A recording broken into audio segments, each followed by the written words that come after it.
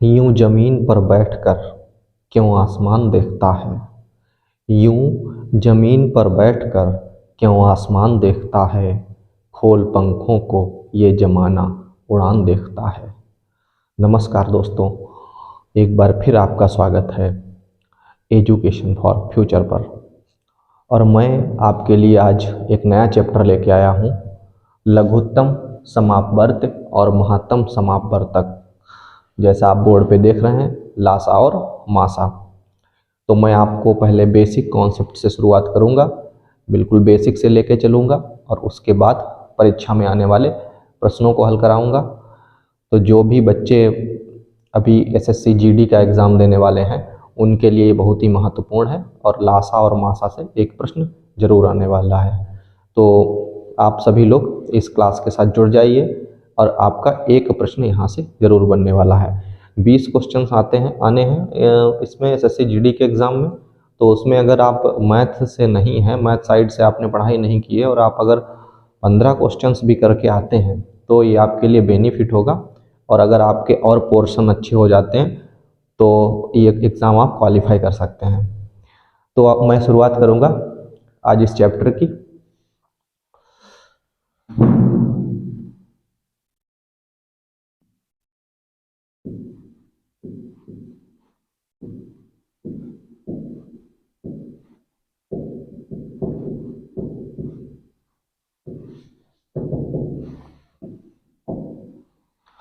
तो सबसे पहला टॉपिक हम लोग पढ़ेंगे आज अपवर्त, कि अपवर्त क्या होता है, जिसे इंग्लिश में मल्टीपल बोलते हैं। यदि कोई संख्या या अंक है और भी संख्याएं हैं, जो संख्याएं किसी संख्या से विभाजित हो जाती हैं, तो वे सभी संख्याएं उस संख्या की मल्टीपल या अपवर्त कहलाती हैं। जैसे अगर 15 है, 5 है, 10 है, 15 है, 30 है, 20 है, ये सारी संख्याएं, इनमें 5 का भाग चला जाता है। 5 का भाग 5, 10, 15, 20, 30 इन सब में चला जाता है। तो ये सारी संख्याएं क्या कहलाती हैं? 5 की अपवर्त कहलाती हैं, मल्टीपल कहलाती हैं। तो यदि कुछ संख्याएं जिनमें किसी संख्या का भाग चला जाता है, पूरा भाग चला जाता है, तो वे संख्याएं उस संख्या की अपवर्त कहलाती हैं। यानी ये सारी संख्याएं 5 की अपवर्त कहलाएंगी। अगर कोई टेबल है, अगर जैसे 6 का ही टेबल है, तो 6 का टेबल जो होता है, जब हम पढ़ते हैं 6 का 6 दूनी 12, 6 तीन 18, तो ऐसे ही हम अनंत तक जा सकते हैं। तो ये सारी संख्याएं क्या होंगी? 6 का अपवर्त कहलाएंगी। तो ये हो गई अपवर्त की परिभाषा, और आपने अपवर्त को समझ लिया है, मल्टीपल को। तो अब हम दूसरा इसके आगे का भाग समझते हैं, जिसे बोलते हैं समापवर्त। समापवर्त, और इंग्लिश में बोलते हैं कॉमन मल्टीपल। Common multiple. समापवर्त का मतलब क्या होगा? जैसा कि आप देख रहे हैं, समापवर्त यानी समान अपवर्त। अगर कोई दो संख्याएं हैं, जैसे 5 है और क्या बोलते हैं कि 10 है। अब हम देखते हैं कि इसके समापवर्त कौन कौन से होंगे। तो ऐसी संख्याएं जिनमें 5 और 10 दोनों का भाग चला जाए, वे सभी संख्याएं 5 और 10 की समापवर्त कहलाएंगी। जैसे कि सबसे पहला 10 ही हो गया, 5 का भी चला जाएगा, 10 का भी चला जाएगा। फिर 20 हो गया, 5 का भी चला जाएगा और 10 का भी चला जाएगा। इसी तरीके से 30 हो गया। तो इनमें सब में 5 का भाग जो है और 10 का भाग जा रहा है। तो ये सारी संख्याएं जो हैं वो क्या कहलाएंगी? 5 और 10 की समापवर्त कहलाएंगी। अब हम लोगों ने अपवर्त समझ लिया है और समापवर्त समझ लिया है। इसके बाद का जो कॉन्सेप्ट आएगा वो है लघुत्तम समापवर्त, लीस्ट कॉमन मल्टीपल। अब हमारा टॉपिक शुरुआत होता है यहाँ से टॉपिक की, कि लघुत्तम समापवर्त। तो हम लोगों ने अपवर्त पढ़ लिए, समापवर्त पढ़ लिए। जैसा कि आप शब्द से ही आपको मालूम हो रहा है कि लघुत्तम यानी सबसे छोटा। जैसे हम लोगों ने अभी पढ़ा था 5 और 10, 5 और 10 के क्या थे अपवर्त, कौन कौन से थे? सबसे पहला 10 था, फिर 20 था, फिर 30 था, ऐसे ही अनंत तक जा सकते हैं। तो इसमें जो 10 संख्या थी 10, ये सबसे छोटा अपवर्त है 5 और 10 का। इसमें 5 का भी भाग जा रहा है और 10 का भी भाग जा रहा है। इसका मतलब ये एलसीएम हो गया। क्या हो गया? एलसीएम, लासा हो गया है 5 और 10 का। तो सबसे छोटा जो अपवर्त होता है वही लघुत्तम समापवर्त कहलाता है। उसी को हम इंग्लिश में एलसीएम, लीस्ट कॉमन मल्टीपल बोलते हैं। तो इस तरीके से लासा पे आधारित कुछ सवाल हम देखेंगे। अब क्वेश्चन मार्क, इसे समझते हैं। तो हम 20 और 30 का लासा हम लोग इसे पहले गुणनखंड विधि से हल करते हैं। देखो मैं अभी आपको बेसिक समझा रहा हूँ, बेसिक सारा समझ लेते हैं, फिर उसके बाद जो परीक्षा में आने वाले प्रश्न हैं उनको हल करेंगे और ट्रिकी माध्यम से हल करेंगे, ट्रिकी तरीके से, जिससे कि फास्ट लगा सकें। हम लोगों को समय नहीं होगा परीक्षा में, तो हम ये तरीके जो हम बता रहे हैं अभी इन्हें नहीं लगा सकते, वहाँ लगाना पड़ेगा बहुत ही फास्ट तरीके से। तो वो भी मैं आपको बताऊँगा। तो सबसे पहले बेसिक देख लेते हैं। 20 जो है, 20 का अगर हम गुणनखंड करते हैं तो क्या हो जाएगा? 2 गुणा 2 और गुणा 5, ये 20 के अभाज्य गुणनखंड हुए। 2 दूनी 4 पंचे 20। अगर हम 30 का करते हैं तो 2 गुणा 3 गुणा 5 आ गया। तो इसका लघुत्तम समापवर्त क्या होगा? यानी समापवर्त। तो जैसा हम लोग देख रहे हैं कि ये क्वेश्चन है 20 और 30 का लासा। तो पहले 20 के अभाज्य गुणनखंड कर लेते हैं, 2 गुणा 2 गुणा 5, और फिर 30 के अभाज्य गुणनखंड कर लेते हैं, 2 गुणा 3 गुणा 5। ये होते कैसे हैं? इनको हम इधर कर सकते हैं। 20 को हम 2 से काटेंगे, 2 दशामन 20, 2 पंचे 10 और 5 इक्कन 5। इन्हीं को हम 2 गुणा 2 गुणा 5 के रूप में लिख सकते हैं। ऐसे ही हम लोग 30 को भी काट के 2 गुणा 3 गुणा 5 के रूप में लिख सकते हैं। अब इसका लासा क्या होगा? लासा में क्या लेते हैं? सारी चीज़ें ले लेते हैं, लेकिन डबल डबल नहीं लेते हैं। जैसे ये 2 ले लिया, ठीक है, तो इसके साथ में ये 2 भी चला गया, यानी फिर वो 2 ले लिया, फिर 5 ले लिया। अब क्या बचा है? ये 2 भी इसी में आ गया, ये 5 भी इसी में आ गया। अब ये बचा है 3। तो सारी चीज़ें लेंगे, लेकिन यहाँ से भी ले और यहाँ से भी ले, ऐसा नहीं करेंगे। तो अब इसे गुणा करते हैं।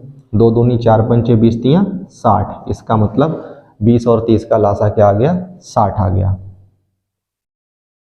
इसी को हम डिवीजन मेथड यानी भाग विधि से भी लगा सकते हैं। कैसे लगाएंगे भाग विधि से? भाग विधि से लगाने के लिए हम 20 और 30 को साथ साथ लिख लेंगे और हम इसे काटना शुरू करेंगे। 2 दशामन 20, 2 इक्कन 2, 2 पंचे 10, फिर 2 पंचे 10, 15 ऐसे उतर आएगा। फिर 3 से काटेंगे, 5 तिपच 15, फिर 5 से काटेंगे, 5 इक्कन 5। तो कितना आएगा लासा? देखते हैं। लासा आएगा 2 गुणा 2 गुणा 3 और गुणा 5। कितना हुआ? 2 दूनी 4 तियाँ 12 पंचे 60। तो 60 ही आया है, ठीक है। तो ये दोनों विधियाँ हो गई। एक आपने गुणनखंड विधि से लासा को देखा और दूसरा आपने भाग विधि से लासा को देखा। अब हम परीक्षा में कैसे लगाएंगे? अगर दो संख्याएं दी गई हैं और इनका लासा निकालना है, इस पर ध्यान दीजिएगा। तो 20 से हम छोटी वाली संख्या से बड़ी वाली संख्या में भाग करते हैं, और अगर भाग पूरा पूरा चला जाता है तो बड़ी वाली संख्या ही लासा हो जाती है। जैसे हम 20 से 30 में भाग करेंगे, लेकिन 20 से 30 में पूरा पूरा भाग नहीं जा पाएगा, तो अभी 30 लासा नहीं है। लेकिन 30 को हम 2 गुना करते हैं, 30 को 2 गुना करने पर कितना बन जाता है? 60 बन जाता है। और 60 में हम 20 का भाग करते हैं, 20 तियाँ 60, तो इसका मतलब 60 जो हो जाता है वो लासा हो जाता है। तो इसी तरीके से अगर 2 संख्याओं का लासा दिया है और हमें जल्दी से उसे ज्ञात करना है, तो हम लोग क्या करेंगे? जो बड़ी वाली संख्या है उसमें भाग ले जाके देखेंगे। अगर भाग पूरा चला जाता है तो वही लासा हो जाएगा, और अगर नहीं जाता है तो उसे 2 गुना कर देंगे। अगर 2 गुना करने पर भी नहीं जाता है, 3 गुना कर देंगे बड़ी वाली संख्या का, और उसमें भाग चला जाएगा तो वही लासा हो जाएगा। तो इस तरीके से हम 2 गुना 3 गुना 4 गुना तक करके जितने गुना करके भाग जाएगा उतना ही लासा हो जाएगा। इस तरीके से हम बहुत ही जल्दी लासा निकाल सकते हैं। तो अब हम कुछ लेवल थोड़ा सा इंक्रीज कर रहे हैं और थोड़े से कठिन क्वेश्चन जो कि एग्जाम में आएंगे उस प्रकार के क्वेश्चंस को देखेंगे। तो अभी लासा का प्रश्न हम लोग ये देखेंगे, 40 36 बाय 126 का लासा ज्ञात करो। अगर इसे हमें ज्ञात करना है, अगर हम बेसिक कॉन्सेप्ट की बात करें तो हम इसे डिवीजन मेथड से यानी भाग विधि से ज्ञात कर सकते हैं, लेकिन हमें इसे परीक्षा में करना है। तो परीक्षा में करने के लिए क्या होगा कि 40 36 बाय 126 का लासा वो संख्या होगी जिसमें 40 का भी भाग जाए, 36 का भी जाए और 126 का भी जाए। तो इसे हम ऑप्शन जो हमारे दिए गए हैं इन ऑप्शन से करने का प्रयास करते हैं। जैसे कि इसमें 36 है तो 36 में 9 का भाग जा रहा है, तो जो हमारा लासा आएगा उसमें भी 9 का भाग जाना चाहिए। तो हम इसके संख्या में देखते हैं, अंकों को जोड़ लेते हैं। इधर से देखते हैं 4 3 7 2 9, 9 हो गया अंकों का योग, तो 9 का भाग इसमें जा सकता है, यानी ये हमारा लासा हो सकता है। इसमें देखते हैं 5 3 8 तो 10, इसके अंकों का योग 10 है, इसमें 9 का भाग ही नहीं जा पाएगा, ये लासा हो ही नहीं सकता।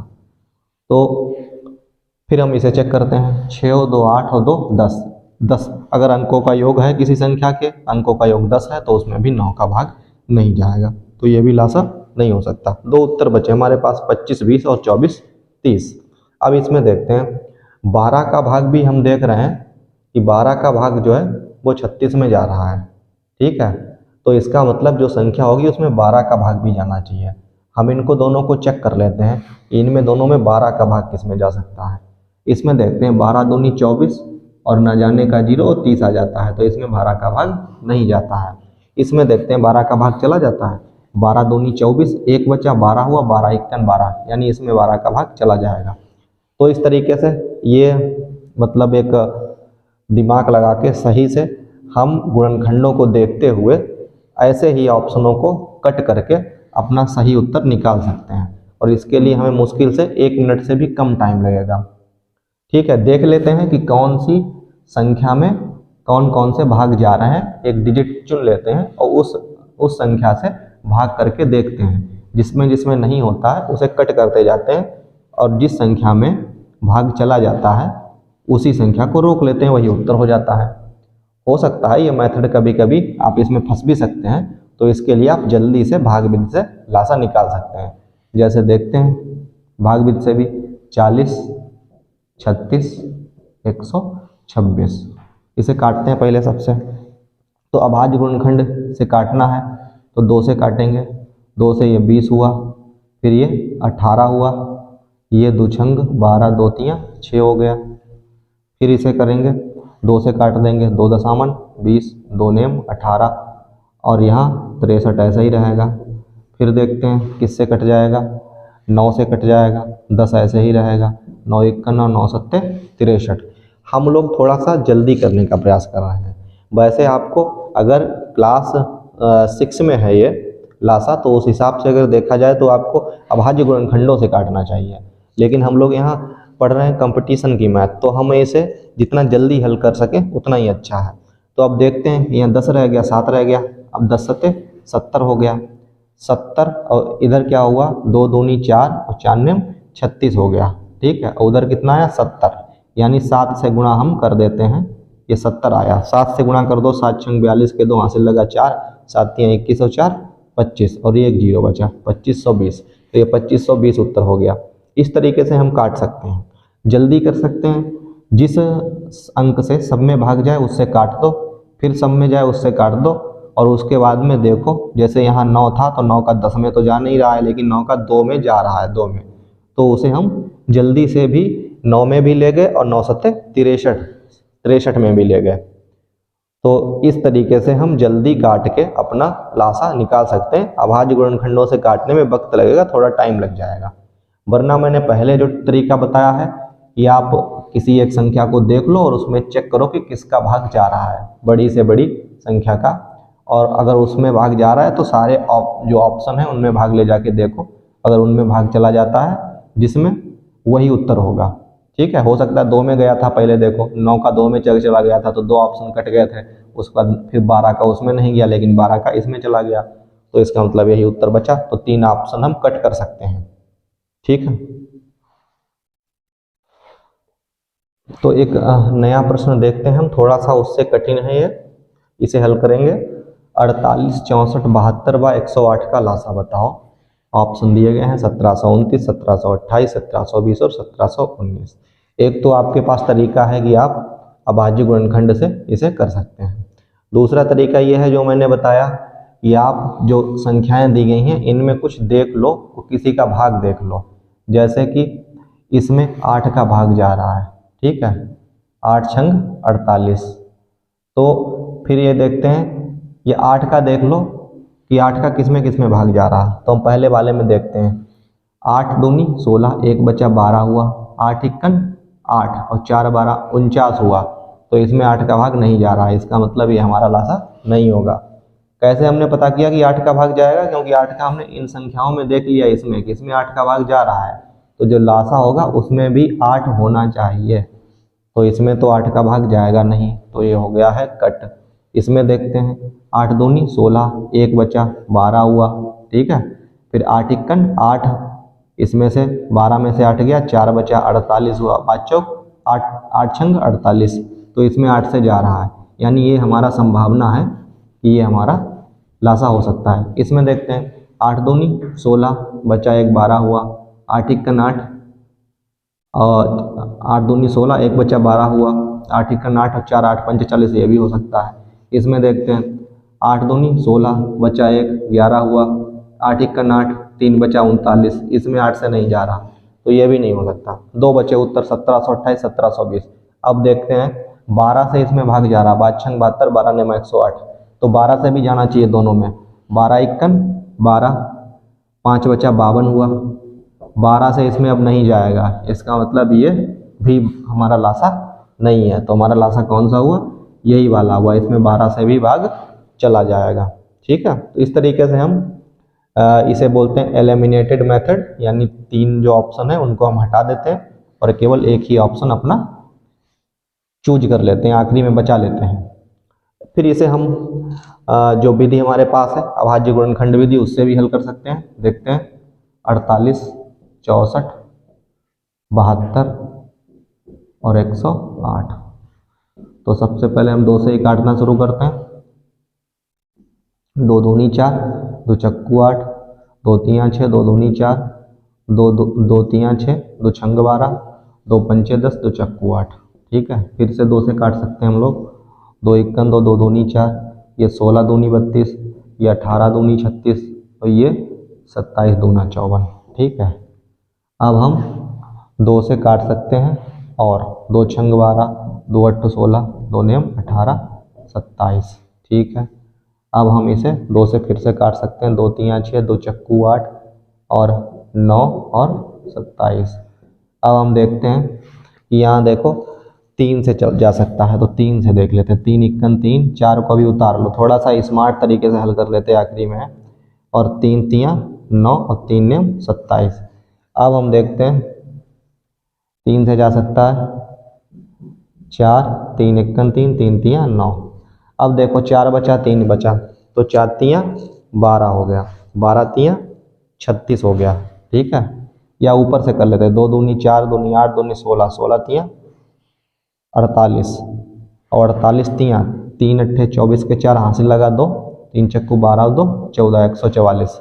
तो 2 दूनी 4 दूनी 8 दूनी 16 तियाँ 48 तियाँ 144 और 144 का 4 से कर लेंगे हम, क्या आएगा, 4 चक्कू 16 के 6 हासिल लगा 1, 4 चक्कू 16 एक 17 के 7 हासिल लगा 1, 4 इक्कन 4 1 5, उसके बाद का बचा 3 बचा है, तो 3 से कर लेंगे। 6 का 18 का 8 हासिल लगा 1, 3 7 21 1 22 2 हासिल लगा 1, 5 15 2 17, कितना आया 1728। तो ये तरीका हो गया, इसमें थोड़ा सा टाइम लग जाता है, लेकिन हम इस तरीके से करेंगे अगर तो जल्दी हो जाएगा। अब हम पढ़ेंगे अपवर्तक।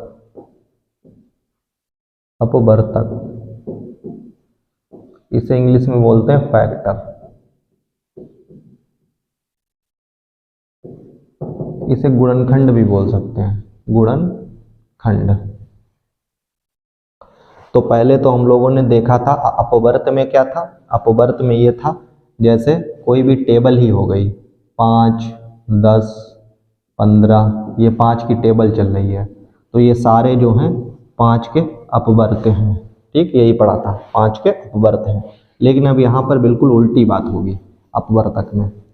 अपवर्तक में क्या होगा कि जैसे 5 हो गया, एक संख्या है जैसे 30, अब 30 के हमें अपवर्तक पता करने हैं कि अपवर्तक कौन कौन से हैं।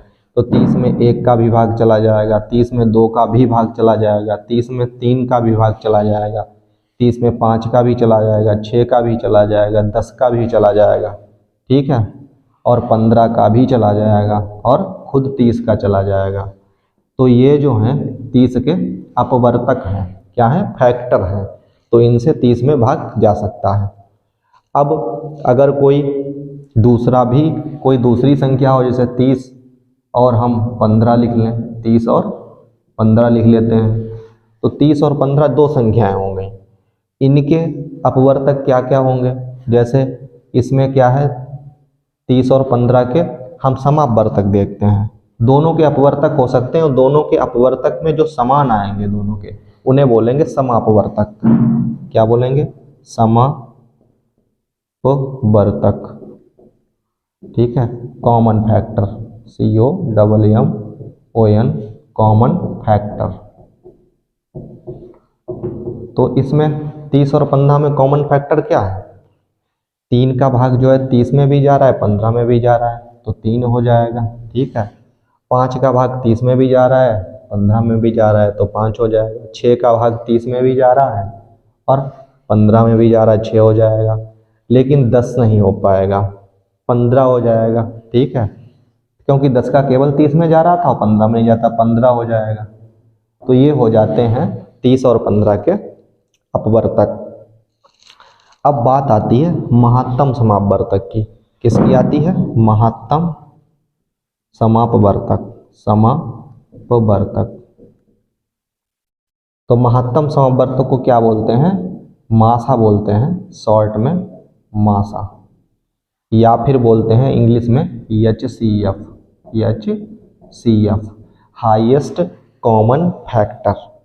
तो अब हम देखते हैं 30 और 15 में हाईएस्ट कॉमन फैक्टर क्या है, मासा क्या है 30 और 15 का। तो 30 और 15 का मासा क्या है, 15 है, यही हाईएस्ट है, ये सबसे ज़्यादा बड़ा है। ठीक है, तो यानी मासा वो संख्या है जिन संख्याओं का मासा होता है उसमें भाग चला जाता है। 15 से 30 में भाग चला जाएगा, 15 दूनी 30 और 15 इक्कन 15, इसलिए ये मासा हो गया। तो लासा में क्या था, लासा में उन संख्याओं का लासा में भाग चला जाता, और यहाँ क्या है कि मासा इन संख्याओं से, अगर इन संख्याओं का लासा निकालने को आता तो इन संख्याओं का लासा में भाग चला जाता, लेकिन इन संख्याओं में मासा का भाग चला जाएगा। तो ये अंतर है। ठीक है, अब ये क्वेश्चन है, इसमें 36 तथा 84 का मासा ज्ञात करना है। तो ये हम दोनों विधियों से आपको बताए दे रहे हैं, जैसा पिछले लासा के साथ किया था। तो हम पहले 36 के गुणनखंड कर लेते हैं। 36 के गुणनखंड हम इधर करते हैं, 2 से काटते हैं, 2 इक्कन 2, 2 अट्ठू 16, 2 नेम 18, 3 तिया 9, 3 इक्कन 3। तो इसके गुणनखंड क्या हो जाते हैं, 2 हो जाता, गुणा 2 हो जाता है, 3 गुणा 3। फिर 84 की कितना हो जाएगा, 84 के करते हैं, 2 चक्कू 8, 2 दूनी 4, 2 दूनी 4, 2 इक्कन 2, 3 सत्ते 21, 7 इक्कन 7। ठीक है, इनका करते हैं 2 गुणा 2 गुणा 3 गुणा 7, 2 दूनी 4 3 12, 12 सत्ते 84। अब मासा आप देखिए क्या होता है, मासा क्या होगा, मासा जो होगा जो कॉमन चीज़ है दोनों में मिल जाए वही मासा होता है। 2 यहाँ मिल रहा, 2 यहाँ मिल रहा, तो 2 को लिख लेते हैं, 2 यहाँ मिल रहा, 2 यहाँ मिल रहा, फिर से 2 को लिख लेते हैं, 3 यहाँ मिल रहा, 3 यहाँ भी मिल रहा, तो 3 को लिख लेते हैं। लेकिन ये वाला 3 कॉमन नहीं मिल रहा, ये वाला 7 उसमें नहीं मिल रहा है, तो इसका मतलब हमारा मासा क्या हो गया, 2 दूनी 4 तियाँ 12 हो गया। ठीक है, तो ये होता है मासा। अगर हम इसको भाग विधि से लगाना चाहें तो हम इसे भाग विधि से भी लगा सकते हैं। तो इसमें आप समझ गए कि जो कॉमन गुणनखंड होंगे वही मासा हो जाएंगे, दोनों में जो कॉमन होंगे। ठीक है, इसको हम लोग भाग विधि से भी लगा सकते हैं, जैसे 36 से 84 को करते हैं भाग, ये भाग विधि है, इससे हम हल करते हैं, छोटे वाले से बड़े वाले को भाग करना शुरू करते हैं। 36 दूना कितना होता है, 36 दूना 72 होता है, 2 बार जाएगा, 4 में से 2 गया 2, 8 में 7 गया 1, 12 हो गया। फिर 12 को हम फिर से एक भाजक बना लेते हैं इस तरीके से निशान लगा के। अब 36 जो ऊपर था उसको हम यहाँ लिखते हैं और फिर 12 से भाग करते हैं, 12 तियाँ 36, और ये पूरा पूरा चला जाता है। तो जिस भाजक से पूरा पूरा जाता है वही हो जाता है मासा। तो 12 हो गया इसका मासा।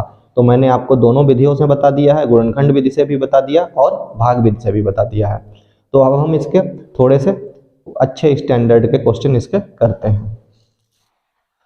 अब ये प्रश्न है, 144, 180 और 192 का मासा बताइए। ऑप्शन दिए गए हैं, ठीक है, आप ऑप्शन देख रहे हैं।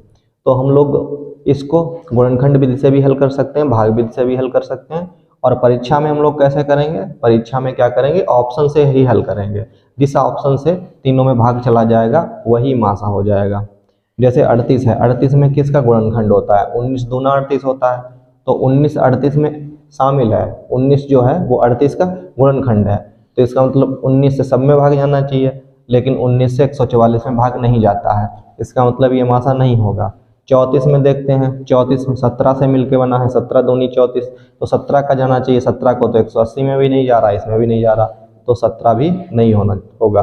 35 में देखते हैं, 5 सत्ते 35, इसमें 5 शामिल है, 5 का ना तो इसमें जा रहा ना इसमें जा रहा, तो 5 भी जो है ये 35 भी नहीं होगा। 12 को देखते हैं, 12 से सब में भाग करके देखते हैं, 12 से 12 नेमा 12 इक्कन 12, इसे करते हैं, 12 से इसमें जाएगा कि नहीं जाएगा, ठीक है, 12 से भी इसमें 12 इक्कन 12, ठीक, 12 से चला जाता है, 12 इक्कन 12, 12 दूनी 24, 12 12 हम 144, इसमें भी चला जाएगा, 12 इक्कन 12, 6 बचा 0, 12 पंचे 60, इसमें भी चला जाएगा 192 में, तो 12 ही हमारा उत्तर होगा, मासा होगा। लगाने को आप इसे भाग विधि से भी लगा सकते हैं। भाग विधि से कैसे लगाएंगे, पहले 144 से हम लोग 180 का निकालेंगे। कैसे निकालेंगे, 144 इक्कन 144, 10 में से 4 गया 6, यहाँ बचा 6, 6 में से 4 गया 2, 26 हो गया। 26 से हम लोग 144 को करेंगे, कितनी बार जाएगा, 4 बार देखते हैं, 4 छंग 24 के 4 हासिल लगा 2, 4 दूनी 8, 2 10 हो गया 104। 5 से भी जा सकता है, 5 छक्का 30 का 0 हासिल लगा 3, 5 दूनी 10 3 13, बिल्कुल 5 से जा सकता है, तो हम 5 से ही ले जाते हैं। 5 छक्का 30 का 0 हासिल लगा 3, 5 दूनी 10 3 13, 4 आया यहाँ पे, 4 में से 3 गया 1 हुआ, ठीक है, कहीं पे गलत हो रहा है। 144 इक्कन 144, 10 में से 4 गया 6, 7 में से 4 गया 3, यहाँ पे आता 3, ठीक है। 36 से करते हैं, अब 36 तियाँ ही जाएगा, 36 तिछाक 18 के 8 हासिल लगा 1, 3 तियाँ 9 1 10। अब यहाँ कितना आएगा, 14 में से 8 गया 6 और यहाँ आ गया 3, ठीक है। तो 36 ऐसे कर लेते हैं, इधर भी 36, वो वाला यहाँ रख लेते हैं, 36 इक्कन 36, तो इसका जो है इन दोनों का 36 आ जाता है, इसका 36 आ जाता है। अब उस 36 से 192 को भाग कर देते हैं, 36 से 192 को, 36 से कितनी बार जाएगा, 36 से 6 बार देखते हैं, 6 रंग 36 के 6 यहाँ से लगा 3, 6 3 18 होती है, 21 ज़्यादा हो जाएगा, 5 बार ले जाएंगे, 5 छक्का 30 का 0 यहाँ से लगा 3, 5 3 15 3 18, यहाँ हो गया 2, 9 में से 8 गया 1 और 36 को इधर उतार लिया, 12 3 36, ठीक है। तो ये 12 से पूरा पूरा चला गया, यानी 12 ही हमारा मासा हो जाता है। तो पहले इससे इसमें करते हैं, फिर जो निकलता है मासा, उस मासा से आखिरी वाली संख्या को भाग करते हैं। पूरा पूरा भाग अगर चला जाता है तो फिर जिससे जाता है वही मासा हो जाता है। 12 से जा रहा है तो 12 ही मासा हो गया। और लेकिन परीक्षा में अगर लगाना है, अगर आप पेपर देने जा रहे हैं, जैसे SSC GD का पेपर देने जा रहे हैं, तो इस तरीके से लगाएंगे जैसे मैंने पहले लगाया था। तो एक प्रश्न और देखते हैं हम लोग। ये प्रश्न जो है परीक्षा में आया हुआ है, तो इस पर ज़्यादा ध्यान दीजिएगा और बहुत ही आसान है, बहुत बड़ा लिखा है लेकिन बहुत ही आसान है। कहते लासा बताओ, ये घातों के रूप में दे दिया गया, ये भी घातों के रूप में दे दिया गया, ये भी घातों के रूप में दे दिया गया। तो हम लोग सबसे पहले घातों वाले पे ये विचार करते हैं कि अगर घातों के रूप में हमें सवाल दिया जाता है तो अगर लासा निकालना है तो जो सबसे बड़ी घात वाला होता है वो लासा में लिया जाता है, और अगर मासा निकालना है तो सबसे छोटी घात वाला ही मासा में लिया जाता है। हमसे क्या पूछ रहा है? लासा पूछ रहा है। तो सबसे पहले हम देखते हैं 2 की घात में भी लिखा हुआ है, तो 2 की सबसे बड़ी घात कहाँ है? 2 की घात 4। तो हमारा 2 की घात 4 जिसमें होगा वही उत्तर होगा। हम लोग चेक करते हैं कि 2 की घात 4 कहाँ कहाँ है। तो 2 की घात 4 यहाँ भी है और 2 की घात 4 इसमें भी है, लेकिन 2 की घात 4 इसमें नहीं है, तो हम 2 की ये वाला कैंसिल कर देते हैं। फिर हम देखते हैं ये और 2 ही ऑप्शन बचे। अब हम 3 देखते हैं। 3 की सबसे बड़ी घात क्या है? 3 की सबसे बड़ी घात 3 की घात 2 ही है, तो 3 की घात 2 मासा में होना चाहिए। और क्या क्या है देखते हैं। 3 की घात 2 यहाँ है, ठीक है, ऑप्शन देख लेते हैं सही से। 3 की घात इसमें जो है यहाँ पे 3 की घात 3 लगी हुई है, ठीक है, ये है जो 3 की घात 3 है, ठीक, अब सही है। तो हम देखते हैं कि 3 की सबसे बड़ी घात कौन सी है? तो 3 की सबसे बड़ी घात 3 है, तो ये किस में है? ये इसमें है, तो इसका मतलब इसमें भी है इसमें भी है, तो अभी दोनों सेम चल रहे हैं। अब हम 5 पे आ जाते हैं। 5 की सबसे बड़ी घात क्या है? 4 है, तो 5 की सबसे बड़ी घात 4 यहाँ है और यहाँ भी है, इसका मतलब अभी दोनों ऑप्शन हमारे साथ में चल रहे हैं। फिर हम लोग देखते हैं 7 की बड़ी घात कौन सी है? 7 की बड़ी घात 2 है, तो यहाँ से 7 गायब ही हो जाता है, तो इसका मतलब ये उत्तर तो गलत ही है। तो 7 की सबसे बड़ी घात यहाँ है 7 की घात 2, तो ये अभी भी उत्तर हमारा हो सकता है। फिर हम देखते हैं क्या बचा है। अब बचा है 11, यहाँ 11 भी है, तो इसका मतलब हमारा यही उत्तर हो जाता है, ठीक है। तो अगर इसका मासा देखना, अगर इसी क्वेश्चन का हम लोग मासा देखते कि मासा इसका कितना होगा, तो सबसे छोटी घात लेते। 2 की सबसे छोटी घात क्या थी? 2 ही थी। फिर 3 की सबसे छोटी घात क्या थी? 3 थी। 7 की सबसे छोटी घात क्या थी? 7 थी। और 5 की सबसे छोटी घात क्या थी? 5 ही थी। और 11 की सबसे छोटी घात क्या थी? 11 ही थी। 11 तो सब में था भी नहीं, 11 जो था वो सब में नहीं था, लेकिन सब में होना चाहिए। तो मासा जो होता है वो सब में होना चाहिए, ये है। तो मासा में 2 जो था सबसे छोटा, अगर हम मासा निकालते तो मासा क्या आता? तो इसमें मासा 2 होता, ठीक है। फिर 3 सबसे छोटा कहाँ था? 3 आता। उसके बाद देखते हैं कि 5 है सब में, 5 एक जगह सिंगल ही है, यानी एक ही घात में है, तो 5 है। फिर उसके बाद 7 देखो यहाँ है ही नहीं, तो 7 ले नहीं सकते। 11 भी सब जगह नहीं है, तो 11 नहीं ले सकते, तो इसका मासा इतना ही आ जाता, 2 3 6 पंचे 30 आ जाता।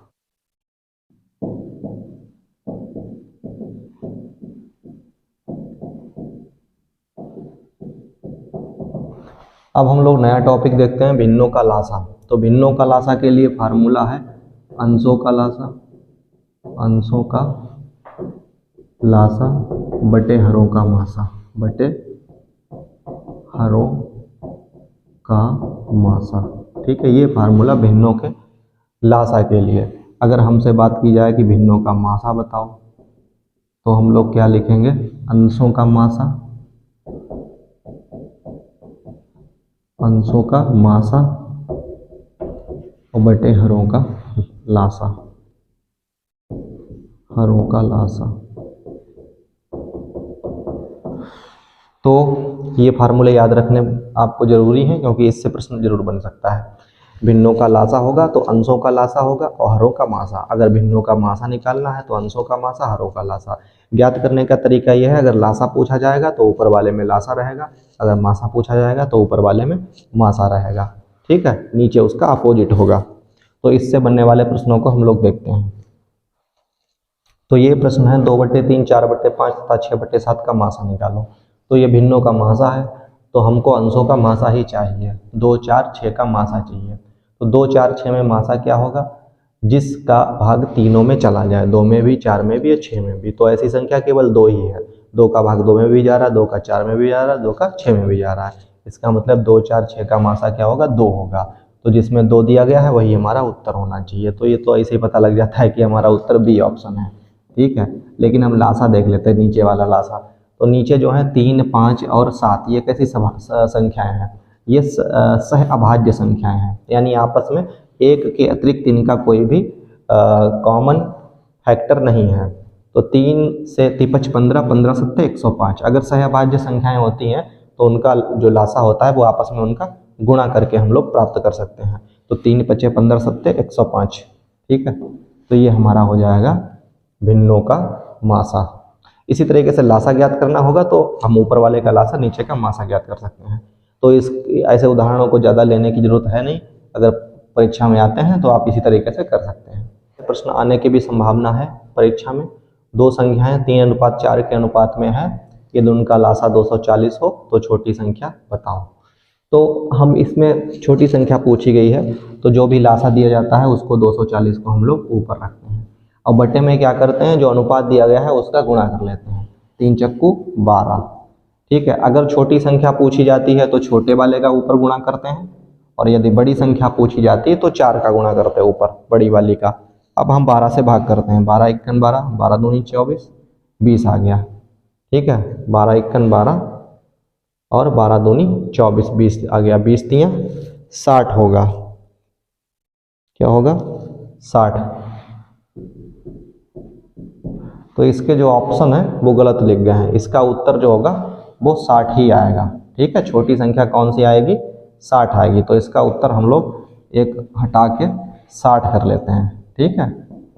तो और अगर बड़ी संख्या पूछी जाती तो बड़ी संख्या में इसमें ऊपर 4 का गुणा होता, ठीक है। तो इस तरीके का प्रश्न याद रखिएगा, अगर तरीका याद रखिएगा, अगर ऐसा प्रश्न आता है तो आप इसी तरीके से शॉर्ट ट्रिक, ये शॉर्ट ही ट्रिक है, वैसे तो माना x बराबर करके हम लोग लगाएंगे तो काफ़ी टाइम लग जाएगा। तो इसी फार्मूले पे हम लोग एक प्रश्न देखते हैं कि दो संख्याओं का मासा व लासा क्रमशः 16 व 192 है, ये दोनों में से एक संख्या 48 हो तो दूसरी संख्या बताओ। तो लासा मासा किधर साइड में है? लासा और मासा गुणन में है, तो हम इनका गुणा कर लेते हैं लासा मासा का, 16 और 192, और संख्याओं का गुणन इधर है तो उनमें से एक संख्या 48 है, तो 48 तो इधर ही आएगी, ठीक है। और एक संख्या माना अगर हम x भी मान लेते हैं तो x गुणा 48 ही तो आएगी। तो अगर हम दूसरी संख्या का मान निकालना चाहें तो 48 कहाँ जाएगा? गुणा में है तो उधर जाएगा भाग में, तो यानी 48 का भाग हो जाएगा, तो 48 आ जाएगी बटे में। तो सीधे लासा गुणा मासा बटे जो संख्या दी है उसे भाग में ले लेते हैं, काट देते हैं, 16 तियां 48, 3 से तिछाक 18, 3 चक्कू 12, 64 उत्तर आ जाता है। पहला वाला ऑप्शन सही है। इस तरीके से आपसे संख्या पूछी जाती है तो लासा या मासा में से भी कोई चीज़ पूछी जा सकती है, संख्याओं का गुणनफल दे दिया जाएगा और लासा मासा में से कुछ एक चीज़ कोई दे दी जाएगी और दूसरी चीज़ आपसे पूछी जाएगी।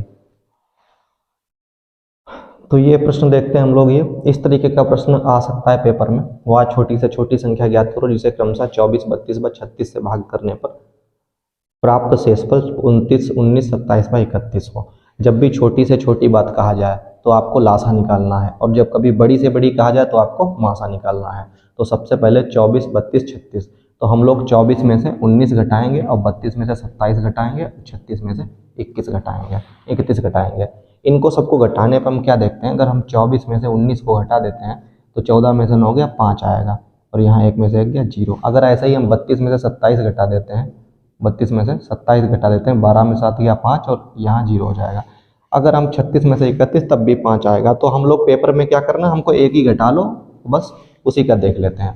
फिर 24, 32 और 36 का हम लोग लासा निकालते हैं। 24, 32 और 36 का लासा कैसे निकालते हैं? सबसे पहले देखते हैं किसका किसका भाग जा सकता है। दो से कर सकते हैं, 2 12 और ये हो गया 16 और हो गया 18, ठीक है। फिर उसके बाद देखते हैं किससे हो जाता है, 2 से फिर से हो जाए, 2 छंग 12, 2 8 16, 2 नेम 18। अब हम लोग क्या कर सकते हैं, 3 से भी कर सकते हैं, 3 दूनी 6 और 8 बचा और 9 हुआ, 3 तियां 9, ठीक है। फिर से 2 से कर सकते हैं, 2 इक्कन 2, 2 चक्कू 8, 3। अब इसका गुणा कर लेते हैं, 2 दूनी 4 तियां 12, 12 दूनी 24 और 24 और ये हो गया 4 तियां 12, 24 और 12 का गुणा कर लेते हैं, 24 और 12 का गुणा, 5 चौक 48 के 8 हासिल लगा 4, 12 दूनी 24 और 4 28, 288 हो जाता है। और जो 5 आया है यहाँ पे, इस 5 को इसमें से हम घटा देते हैं। याद रखना क्या करना है, घटाना। 8 में से 5 गया 3 और ये 8 ये 2, कितना उत्तर आता है 283। तो अगर छोटी से छोटी संख्या ज्ञात करनी है और उसमें शेषफल बताया जाए 19, 27, 31, इस तरीके से शेषफल दिया गया हो तो हम लोग क्या करेंगे, घटाएंगे। जो जिसका लासा निकालना है उससे दी गई संख्या को तो एक ही घटा लो। हमने सबको घटाया, थोड़ा सा समय लगा है, परीक्षा में तो आपको एक ही घटाना है। जल्दी से लासा निकाल के उसमें क्या करना है, 5 का घटाना कर देना है। ठीक है,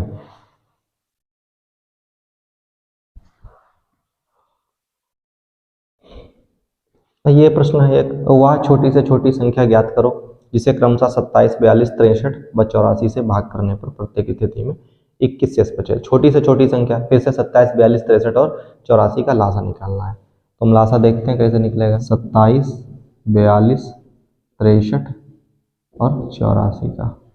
तो सबसे पहले हम इसे भाग कर देते हैं। किससे कर दें, 3 से कर दें। 2 से भी जा सकता है, 2 से ही कर दो।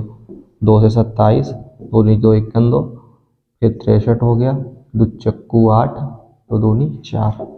उसके बाद किससे कर सकते हैं, 3 से, 2 से फिर से कर सकते हैं। 27, 21, 63, 2 दूनी 4, 2 51 2। अब तो सीधे सीधे 21 से भाग चला जाएगा, लेकिन 9 से ले जा सकते हैं। 9 से ही कर दो। 9 3 27, 9 से नहीं जा सकता सब में, तो गड़बड़ हो जाएगी। 3 से ही करो। 3 नियम 27, 3 सत्ते 21, 3 दूनी 6, 3 51 3, 3 सत्ते 21 हो जाएगा। फिर हम लोग करेंगे 7 से कर सकते हैं। 9, 7 51 7, 7 3 21, 7 51 7। ठीक है, अब इसमें हमारे पास 3 से कर सकते हैं। 3 3 9 और 3 51 3। ठीक है, और 3 51 3, ये हो गया। 2 दूनी 4 3 12, 62 84, 84 का 3 से करते हैं। 3 चक्कू 12 के 2 हाथ से लगाए, 3 24 1 25, और फिर उसका भी 3 से करते हैं। 3 दूनी 6, 3 5 15 5, 3 दूनी 6, 756, 756 आ जाता है। ठीक है, अब वो कहते हैं 21 शेष बचे, तो 21 को इसमें जोड़ देते हैं। 6 1 7, 5 2 7, 777। कौन सा उत्तर है, ऑप्शन नंबर सी। तो